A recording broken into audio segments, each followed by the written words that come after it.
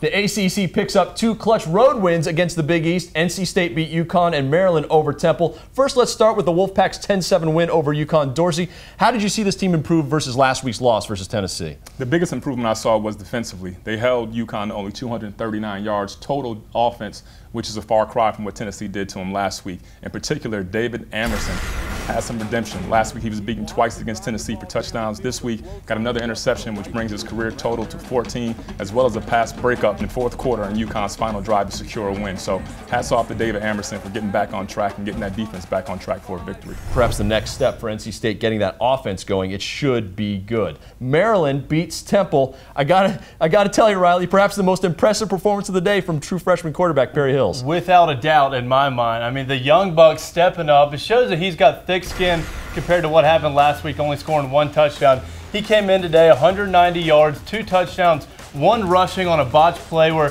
he didn't panic. He showed poise back there, got the ball, ran in the end zone, and he made a huge 3rd down pass in late in the 4th quarter to set up kind of the game solidifying drive.